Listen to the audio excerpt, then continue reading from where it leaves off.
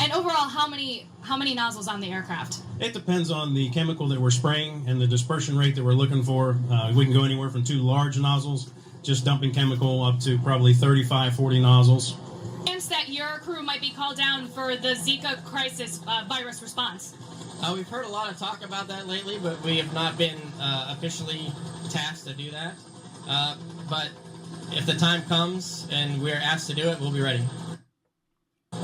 What are some of the capabilities that this aircraft can do in terms of an aerial spray? Well, we can spray for mosquito missions where we're spraying a little bit of chemical over a large, vast area, all the way up to spraying a large volume of chemical for herbicide missions, which is killing foliage on bombing ranges, which is dumping a lot of chemical in a small area. What's the main difference between an herbicide and a pesticide mission? Well, the pesticide, you're trying to float a cloud of chemical where the mosquitoes are flying so that you can eradicate them. And then with the herbicide mission, our goal is to spray the bombing range and get rid of all of the foliage so that it mitigates forest fires as well as EOD reconnaissance. And how does the spray really work? We spray it out the back depending on the mission. Either we want a cloud of chemical that's going to float in the air, or we want all the droplets to hit the ground and take care of the chemical or the foliage. And overall, how many nozzles on the aircraft? It depends on the chemical that we're spraying and the dispersion rate that we're looking for.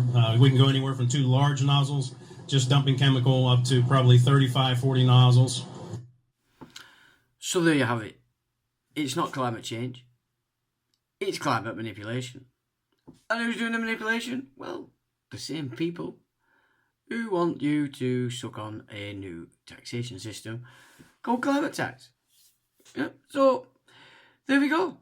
Another shill escapade script for you to suck up and not explain to your children the rights and wrongs of this nonsense that they are all baying for. Anyway, other news going down at the moment, and that is that the passports, the government signs a deal worth 1.6 million that could last up to 2023.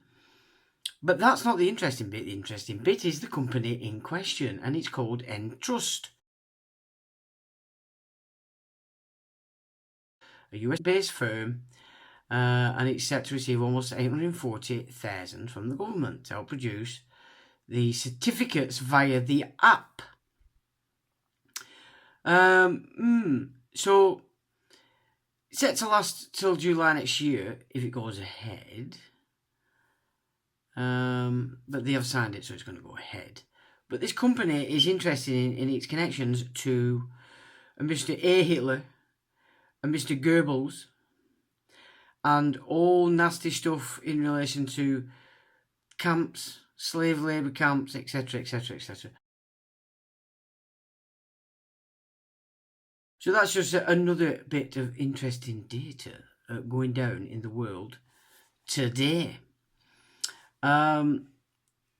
Yeah, I mean, it's just so much is going on in the background because, of course, everybody's focused to the biggest show in town and missing quite a lot of these little snippets of stuff, which is, again, very interesting. There is also interesting data coming out of Canada, and as relates to isolating the actual show that's running riot all over the shop. Again, it's coming to the fore that basically everything is going on is based on falsehoods. Well, what is the world moving to? Much better to stay on the earth, I have to say. So that's more data going down as we speak.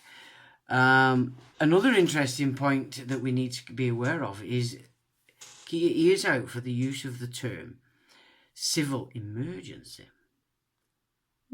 A pact was made between NATO and Russia.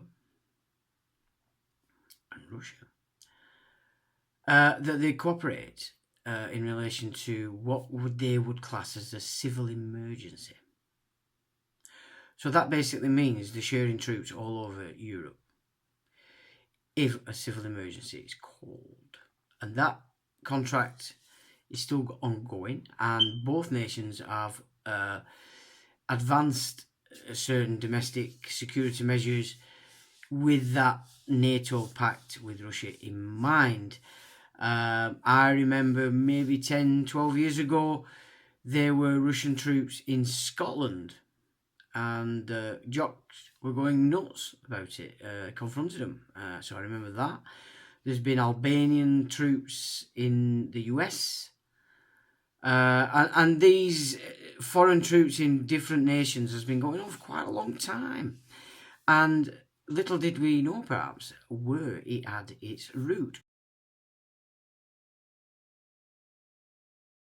So civil emergencies, it says, pursue enhanced mechanisms for future NATO-Russia cooperation in responding to civil emergencies. Initial steps will include the exchange of information on recent disasters and the exchange of WMD consequence management information. So this were all set up on the back of 9/11. Full cooperation between NATO and Russia specific to civil emergencies anywhere across all NATO and Russian territories. And this was done a long time ago.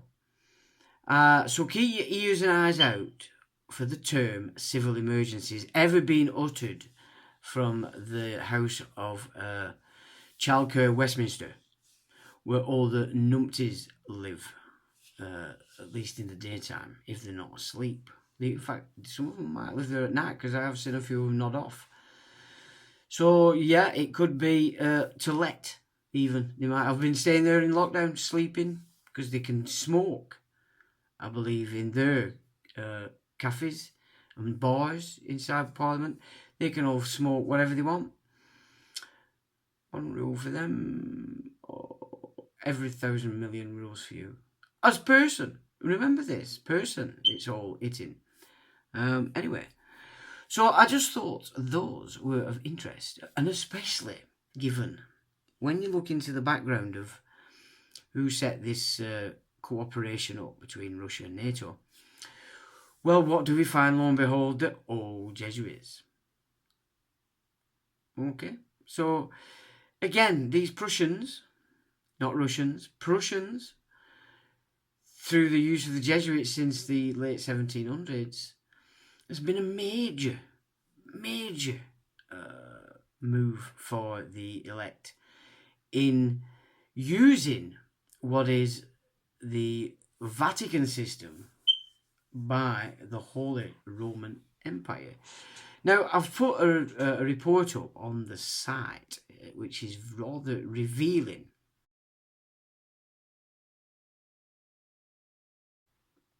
And it's about the Holy Roman Empire, not the Vatican. The Vatican, if you look at the Vatican insignia, it's all about keys controlling the third eye. You know, it's all spiritual stuff. Whereas when you get to the Holy Roman Empire, it's the double-headed eagle. It's all about that kind of stuff.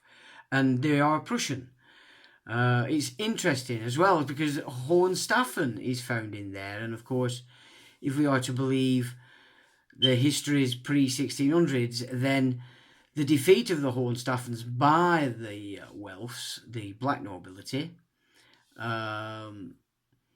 was the point at which it is said the Vatican defeated the remnants of the Holy Roman Empire in Germany or Byzantium, because the Hohenstaufens supported the Byzantine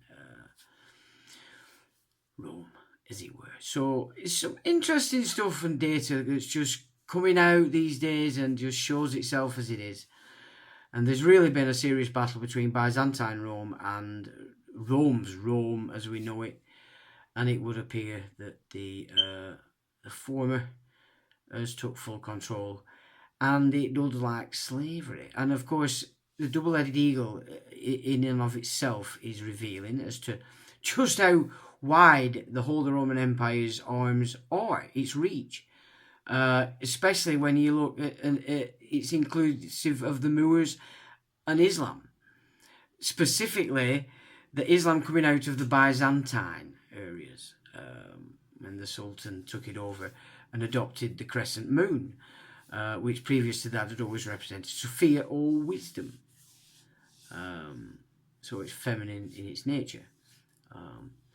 So there's all sorts of interesting little points that have come up in that report, which I will put a link up to at the bottom of this video. But before you get to the actual emblems, you get quite a little bit of history about the double-headed eagle, and you get that direct from the Dictionary of Freemasonry, the Masonic Dictionary. Very interesting read. It's worth a look, just to help understand that. Yeah, of course, the Vatican now, since Vatican II especially, but always in times, specific times in history, you can say that one group has took it over, installed a load of nonsense, and then it'll be moved back to some kind of semblance. So it's been a battleground forever. And you can start to see that this Holy Roman Empire, as a separate entity, conjoined in an agreement made with Charlemagne, with the Pope, that each would always secure the other's position and protect it,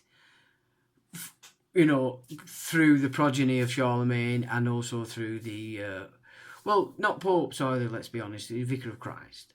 The Pope is the Black Pope, who's the head of the Society of Jesus. They say there's a Grey Pope, who is in fact the ruler, and that would be one of the Orsini clan. Again, as another interesting point with the Orsinis, the bear, teddy bear, it represents the Orsini line, and a lot of artists have been using the bear in the videos, very symbolic. So they're definitely pushing the teddy bear, usually with a bandage on, or on like it's, and then you've got the children in need. But so this bear image is does seem to be becoming more apparent as times move on, especially in entertainment videos. So there's definitely something going on with the bear. And also now politicians, I've noted, the one in charge of my constituency, or the constituency, well, I don't live in a constituency, I just live on the land, but the claimed constituency in this particular area has done a series of these videos with a teddy. So I just don't know.